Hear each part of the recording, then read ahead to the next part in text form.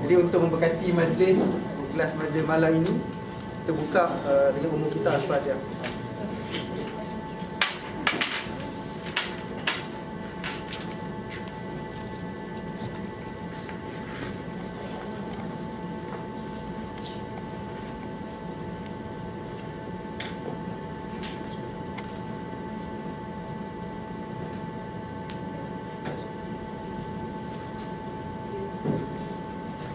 InsyaAllah kita mulakan surah umum pada malam ini kan, siri kelima. Temanya ialah pandangan alam dan pengisi kita ialah Abang Khairul Anwar bin Ismail, Esko Undang-Undang ABIM, dan juga Peguam Bela dan Peguam Cara. Peguam Cara, dan juga sekarang ni tengah menjadi calon PhD di UiTM KSIS. Jadi tajuk pada malam ini berkaitan dengan pandangan alam dan teori ilmu. So insyaAllah kalau ada apa-apa, kita menjemput Abang Khairul Anwar untuk memberi pengisian.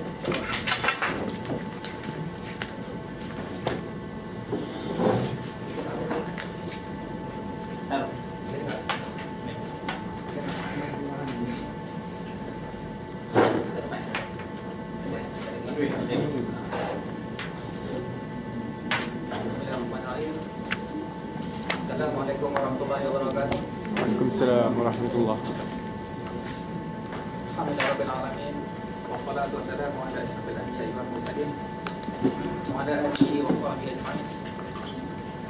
Rabbi shrah li sadri wa yassir li amri wa hlul 'uqdatam min lisani yafqahu qawli. Subhanaka la 'ilma lana illa ma 'allamtana innaka antal 'alimul hakim. Terima kasih kepada adik-adik KPM, tuan ikhwan ustaz yang bersungguh-sungguh menjemput lah. Bila dah bersungguh-sungguh ni, saya pun terpaksa bersungguh-sungguh juga lah. Sebab kesungguhan tu saya amat raikan lah, terutama sekali untuk membincangkan benda-benda yang saya rasa tak semua orang lah suka bincang tajuk ni, tentang pandangan alam, iaitu kita panggil sebagai world view tentang apa ni, peri ilmu. Dan apabila nak membincangkan tentang pandangan alam ni, saya akan membincangkan jugalah benda-benda yang berkaitan dengan pandangan alam, iaitu tentang apa ni, Islamization of knowledge. Kita biasa dengar Islamization of knowledge, tapi kita jarang bincang tentang de-westernization of knowledge. Pernah dengar de-westernization? Pernah dengar decolonization? Biasa bincang decolonization. Sebab ini benda-benda yang berkaitan. Sebab kalau kita nak bincang tentang world view ni ialah benda yang berkaitan dengan fikrah, pandangan, iaitu fikiran. So dia berkaitan dengan semua ni. Westernization. Westernization ialah pembaratan. Bila ada westernization, dia ada de-westernization. De-westernization ni di dalam konteks yang bukan fizikal. Yang saya sebut tadi, decolonization ni ialah berbentuk yang fizikal, penjajahan. Bila ada decolonization, maksudnya ada colonization, kan? Bila ada colonization, kita ada decolonization. Bila ada de-westernization, disebabkan westernization. Kemudian kita ada Islamization. Dan semua ni berkaitan. Dan isu ini timbul sebenarnya dia bermula seawal abad ke-16, iaitu abad ke-16 itu di mana abad bermulanya penjajahan. Bermulanya penjajahan yang mana negara-negara Eropah dah mula keluar. Iaitu dia bermula pada abad yang ke-16, iaitu pada zaman Enlightenment. Di Eropah ni dia ada beberapa peringkat, iaitu the Middle Age, ataupun daripada the Middle Age kita panggil the Dark Ages tu, iaitu tempoh dia 1000 tahun, lama. Iaitu daripada tahun 500 Masehi hingga ke 1500. Itu 1500 tu 1000 tahun itu kita panggil sebagai zaman pertengahan Eropah ataupun zaman gelap. Kenapa zaman gelap tu kita cerita kejap lagi. Apa kesannya, impactnya. Kemudian selepas 1500 Ini kita panggil yang pada abad yang ke-16 ni, bermulanya era westernization, era colonization, iaitu pada zaman ilmu-ilmu akal, rationalism sudah berkembang. Maksudnya tidak lagi berada di bawah kongkongan pada waktu itu, kongkongan agama. Agama yang kita maksudkan kongkongan agama di dalam konteks zaman pertengahan ini ialah kongkongan agama Kristian. Bagaimana pengalaman barat hidup sebagai masyarakat yang beragama itu, dia tidak seperti kita. Kita orang Islam ni, pengalaman kita hidup beragama ni, kebanyakannya kita membawa satu benda-benda yang salamun, yang sejahtera, yang indah. Tapi pengalaman barat di dalam beragama ini gelap-gelap belaka. Dia trauma, menghasilkan trauma. Sebab itu panggil the dark ages. Pelik. Sepatutnya agama ini mengeluarkan manusia daripada kegelapan kepada cahaya. Yukhrijuhum minaz zulumati ilan nur. Tapi berbeza di dalam konteks barat. Kehidupan beragama ini menjerumuskan mereka ke dalam, orang kata apa, zaman gelap. Pelik. The dark ages kan? Dark ages, zaman gelap. The dark ages ni merujuk pada kongkongan agama dan juga selain daripada pengalaman-pengalaman lain di dalam konteks politik, ya. Dan sebenarnya istilah untuk membincangkan ni ialah macam Prof Nakib Al-Atas dia ada sebut di dalam satu bab khusus, iaitu de-westernisasi ilmu. Satu bab khusus di dalam bukunya Islam and Secularism, de-westernization of knowledge. Dan saya suka menyentuh bab ini kerana bab ini, idea de-westernization ini diiktiraf sebagai salah satu the most powerful ideas. Dia ada satu buku, dia ada satu lagi buku yang The Great Ideas, yang Mortimer punya buku tu, The Great Ideas. Ni buku lain, The Most Powerful Ideas. Saya ingat siapa publisher dia, daripada Australia. Dia ada call Prof Wan nak merujuk kepada idea Prof Nakib Al-Atas ni, nak masukkan di dalam buku tersebut. Saya dah tengok dah buku dia. Saya tengok kandungan dia, belakang dia, dalam dia, semua pemikir-pemikir barat lah. Daripada zaman awal, zaman pertengahan dan zaman moden, tiba-tiba terselit satu nama tokoh Islam Melayu, iaitu Prof Nakib Al-Atas, di bawah tajuk de-westernization of knowledge. Kita biasa dengar istilah Islamization. Tapi Islamization of knowledge itu mesti dibaca sekali dengan de-westernization of knowledge. Kalau baca buku Prof Wan, bagaimana Prof Wan mensyarahkan tentang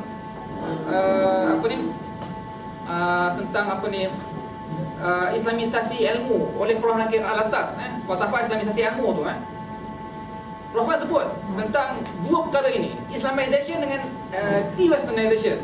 Maksudnya dia kena baca bersama. Maksudnya dia konsep ini, prinsip ini, dia sebagai orang kata integral, satu benda yang integral, benda yang bersama. Dia penafian, macam contohnya di dalam Islam, kalau dalam Prof Wan jelaskan itu, dia macam konsep la ilaha illallah. La ilaha illallah itu dia ada dua, satu penafian, satu isbat, kan? La ilaha, tiada Tuhan, dia bermula dengan penafian, dan illallah, kecuali Allah. Sama juga di dalam proses ini. Maksudnya Islamization dengan de-westernization dia kena buat sekali. Maksudnya kita nak de-westernizekan, kemudian kita nak Islamizekan barat. Sebab apa? De-westernization ini dia bukan merujuk kepada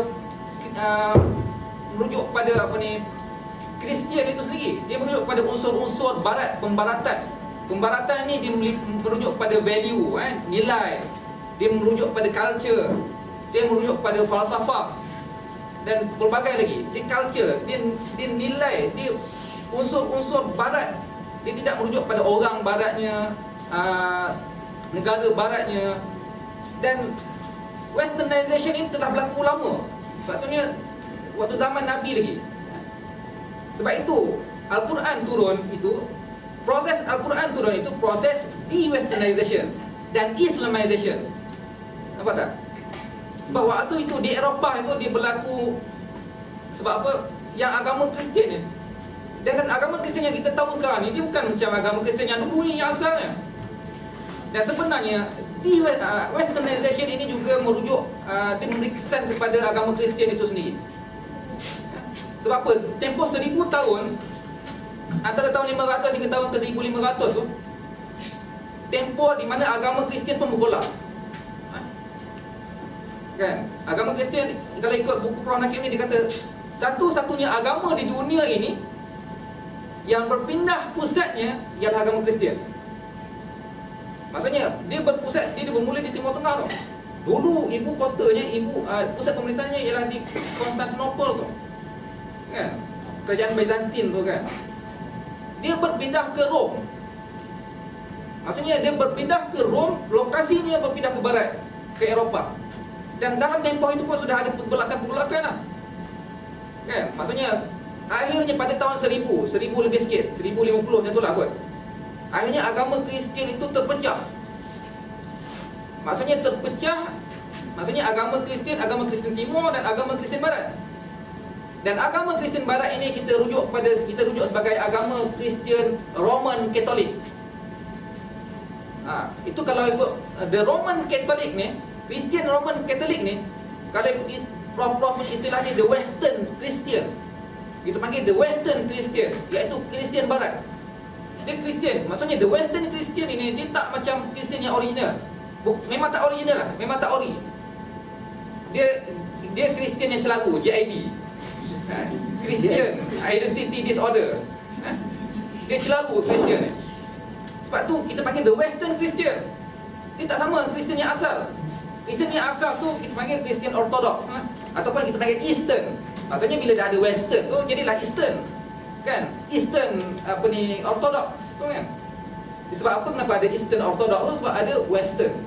Maksudnya berlaku, maksudnya kecelaruan agama Kristian di kalangan orang-orang Kristian, di kalangan pemerintah Kristian itu berlaku kecelaruan.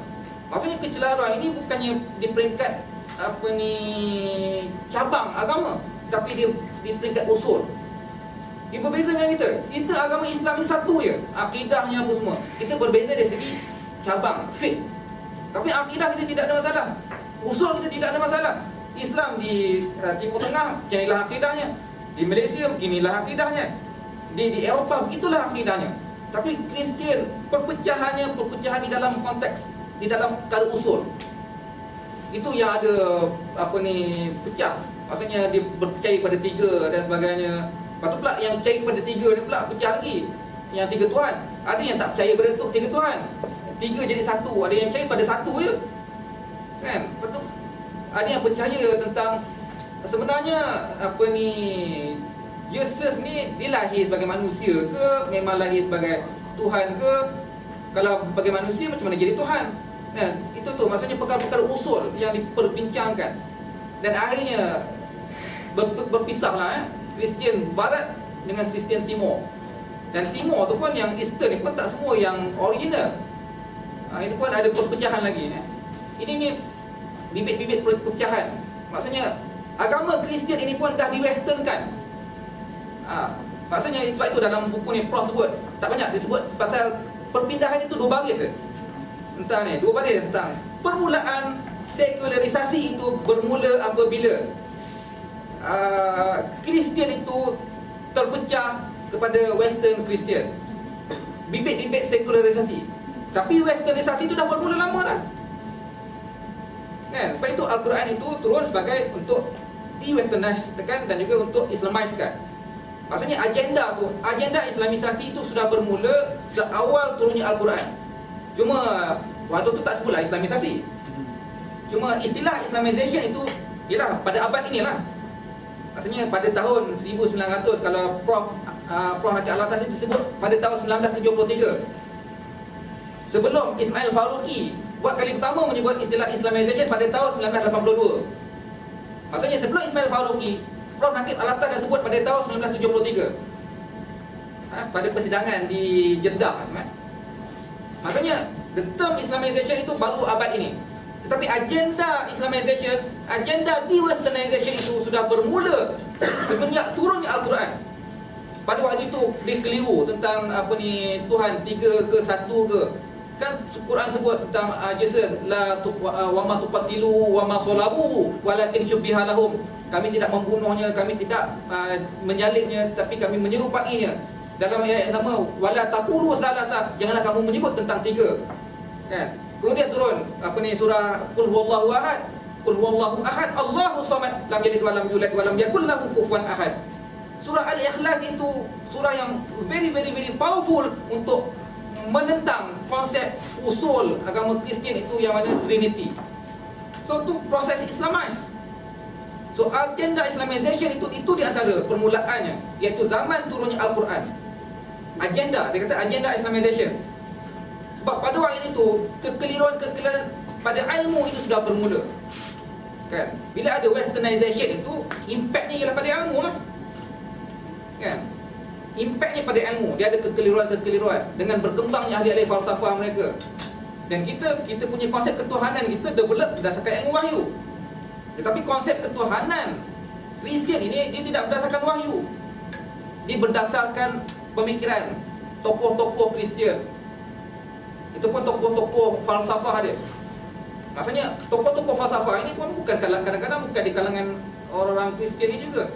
Sebab apa? Pada zaman kegelapan itu, orang-orang Kristian tidak boleh mentafsirkan Bible. Yang hanya boleh mentafsirkan Bible ialah Pope lah. Kan? Kalau kita tengok zaman pertengahan tu kan, sesiapa yang mentafsirkan Bible, dia akan dikena satu hukuman. Hukuman ni kita panggil di bawah proses Inquisition. Kan? Pernah dengar Inquisition? Inquisition ini proses hukuman terhadap mana-mana orang-orang Kristian yang cuba untuk mentafsirkan agama Kristian yang tidak sama, yang tidak selari dengan tafsiran Kristian Roman Katolik.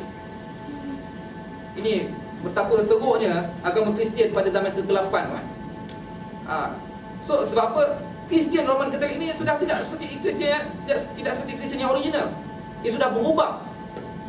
Dia sudah jadi Kristian yang totally different. Kalau orang-orang Ortodok kata ni sesat lah, ni Kristian yang sesat. Tapi betul, kalau baca tokoh-tokoh tertentu, buku-buku tertentu yang merujuk pada sejarah Kristian Roman Katolik pada waktu itu boleh dianggap sebagai telah tersasar dan boleh dianggap sebagai telah tersesat. Dan itulah dia mengongkong orang-orang Eropah dan sebagainya. So, sebab itu saya kata proses de-westernization dan proses westernization itu bermula pada abad ke-15, ke-16, iaitu selepas bermula era pencerahan. Pada waktu itu orang boleh berfikir lah. Orang boleh berfikir. Dan pada itu orang semua dah keluar. Orang keluar daripada Eropah. Dan itu bermula, selain daripada bermula era westernization, bermula era colonization. Maksudnya orang keluar Eropah itu dia ada dua tujuan. Maksudnya satu ni, orang Kristian Roman Katolik ni, dia nak menyebarkan agama dia. Dan pada abad yang ke-16 ini di Eropah Kristian tu, okey, pada tahun 1050 tu iaitu pada abad ke-11, Kristian terpecah pada dua, iaitu Kristian Eastern dengan Western Kristian. Pada abad yang ke-16, Kristian Roman Katolik ni berpecah lagi. Ini era. Kalau nak baca era tentang nak faham tentang teori westernisasi ni, kena faham sejarah. So pada abad yang ke-16, Kristian terpecah lagi, iaitu pada zaman dia punya reformation, iaitu bila timbulnya Martin Luther mempersoalkan tentang waktu tu zaman Pope Leo ke-10 kalau tak silap saya. Dia waktu tu dia nak membuat gereja yang besar. Gereja yang besar tu dekat ni lah, Rome tu. Dia bila nak buat gereja, orang dulu raja-raja zaman Eropah dengan Pope zaman Eropah zaman pertengahan ni, dia nak buat something, dia minta duit rakyat. Daripada dia minta cukai. Maksudnya dia akan kenakan cukai yang terlampau tinggi. Kan? Waktu tu dia minta cukai. Cukai ni tak cukup untuk menampung nak buat gereja. Gereja Saint Paris tu Saint Peter tak salah saya. Maksudnya duit cukai pun tak cukup nak menampung nak bina gereja yang besar mewah. So maksudnya Pope ni pun dia tersasar jugalah. Keduniaan juga. So pening Maksudnya Pope pun telah tersasar, telah di-westernkan. Maksudnya pembaratan sekular, maksudnya terkena pada Pop. Kalau orang biasa tak apa. Masalahnya Pop ni pemerintah tertinggi agama Kristian. Tak cukup nak bina dengan duit cukai. Maksudnya dia power, maksudnya dia power raja lah. Dia power raja England, dia power raja ni apa semua, dia power cukai. Raja pun power dekat dia punya bangsawan dia. Raja power cukai kat duit bangsawan dia. Bangsawan pada zaman Eropah ni, zaman feudal, masyarakat feudal ni, dia memiliki tanah. Kan? Dan masyarakat petani yang bekerja untuk golongan bangsawan. Kan? Bangsawan ni dah bagi cukai, raja pun tak cukup, bangsawan pun tak cukup, akhirnya dia jual surat pengampunan dosa tu. Itu bermula dia jual surat pengampunan dosa. Tapi sebelum itu pun, Pop ni di antara salah satu kuasa dia ialah boleh mengampunkan dosa. Tapi zaman Martin Luther ni, iaitu Pop Leo, dia menjual sijil pengampunan dosa. Ini orang Kristian ni, dia tak boleh petikan. Sebab orang Kristian pada zaman pertengahan ini, Pop pada zaman pertengahan, dia melaksanakan, dia memberikan perintah arahannya semua di atas nama agama. Semuanya di atas nama Jesus. Okey, ini kita jual sijil pengampunan dosa di atas nama Jesus. In the name of Jesus. Maksud orang-orang yang waktu tu sudah bermula era-era pencerahan, dia akan bertanya, takkan atas nama agama kita buat benda-benda yang pelik dan benda-benda yang macam, benda yang kita boleh fikir lah. Takkan ini atas nama agama. Biasanya agama kita suruh buat benda-benda yang baik, kita suruh ni buat ibadah dan sebagainya. Tapi dibuat benda yang bercanggah dengan agama. Pada waktu itu Bible, orang tak boleh baca Bible. Kan, zaman pertengahan ni Bible tu hanya dibaca oleh Pope. Sebab Bible yang asal tu ialah bahasa Ibrani. Maksudnya, bila orang tak tahu nak baca Bible, itu yang Pope kata, okey, ini arahan daripada Bible. Orang percaya. Kan? Orang percaya. Apa buktinya? Tak apa, kau tak tahu, dengar je. Macam kita boleh tengok Al-Quran kita. Semua orang boleh baca Al-Quran. Maksudnya baca Al-Quran itu tidak ada halangan, sekatan. Tapi dalam agama Kristian, pada zaman pertengahan dia ada sekatan. Itu bermulanya Martin Luther tu. Dan pada abad yang ke-16, Kristian terpecah lagi kepada dua, iaitu Kristian Roman Katolik terpecah pada Kristian Protestan. Dan Protestan itu pun terpecah lagi pada banyak lagi, iaitu Protestan yang ikut ajaran Lutheran. Maksudnya gereja tu dia ada nama gereja Lutheran Church. Kemudian ada gereja Calvin. Dan John Calvin dengan Martin Luther ini hidup sezaman. Martin Luther ni dia hidup dekat Jerman dan John Calvin ni dekat Switzerland. So pembaharuan di Switzerland pun berlaku. Maksudnya itu ada ajaran John Calvin. Maksudnya dah ada gereja Calvin, dah ada gereja Lutheran. Kemudian ada lagi gereja Methodist. Methodist ini pun cabang di dalam agama Protestan. Kemudian Baptist, gereja Baptist. Gereja Baptist ini pun cabang di dalam agama Protestan. Maksudnya agama Protestan ini pun banyak cabang. Pelik. Islam kita tak ada macam ni. Kita paling kurang yang ada mazhab besar pun 4 lah. Tapi itu tidak bersangkut dengan akidah. Sedangkan Martin Luther dengan Calvin itu pun bersangkut paut dengan akidah. Contohnya Martin Luther tidak percaya kepada walaupun dia percaya kepada Trinity itu, katakan dia tidak percaya kepada dia sacred not sacred, profane not profane. Maksudnya mulia tak mulia, suci dan tak suci. Maksudnya apakah Mary ni suci atau tak suci? Itu pun jadi isu juga. Maksudnya terkeluar. Itu ada lagi ajaran. Kita ni wajib, orang Kristian ni wajib kena baptis ke tak? Kan? Ada yang Roman Katolik wajib dibaptiskan. Maksudnya bayi yang lahir wajib dibaptiskan. Ada lagi kata ni tak wajib baptis, kena pembaptisan tu. Maksudnya benda-benda yang melibatkan perkara usul dan pecah. Kalau nak tengok kat Malaysia pun ada. Kita kalau pergi di KL kan, kawasan di area KL Central tu. Kan situ ada kawasan area Jalan Tun Sambanten. Lepas tu ada satu kawasan. Kawasan tu kawasan bukan Muslim lah. Pergi kat area sana. Dekat area Tun Sambanten tu, tengok gereja-gereja ni. Ni gereja Lutheran, ini gereja Methodist, ini gereja Baptist, ini gereja Calvin. Maksudnya di satu kawasan tu, kalau pergi ke area KL Central tu, bagi satu kawasan tu ada 4 gereja yang berbeza di dalam satu mazhab Protestan sahaja. Nampak tak? Maksudnya berlaku kecelaruan kat situ. Baptis lain, Lutheran lain, Calvin lain, Methodist lain, dan belum lagi banyak lagi cabang-cabang Protestan tu. Kemudian berkembang lagi pada zaman King James. Pecah lagi gereja Anglican, mazhab lain. Tadi Roman Catholic, kemudian Protestan banyak anutan dia. Kemudian Anglican mazhab lain pula. Maksudnya zaman tersebut, maksudnya Kristian ini sudah melalui satu proses kecelaruan yang amat sangat. Maksudnya apabila zaman ini sudah bermula, orang-orang sudah mula question.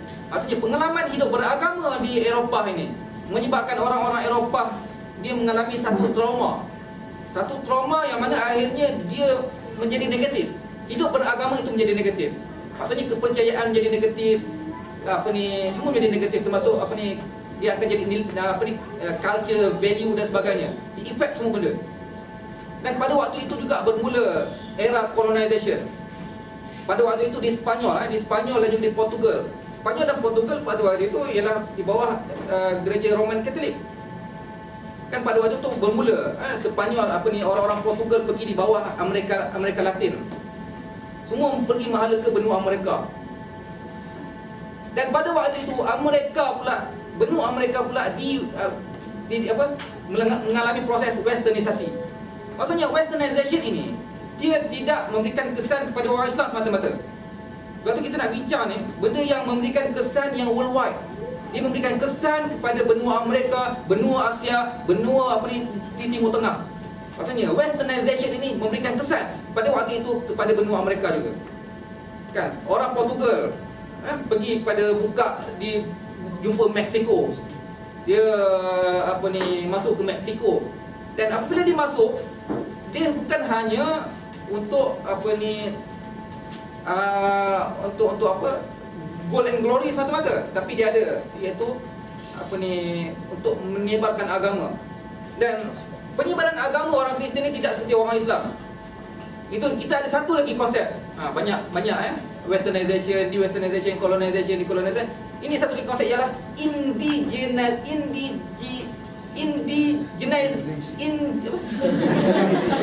indigenization. Kan?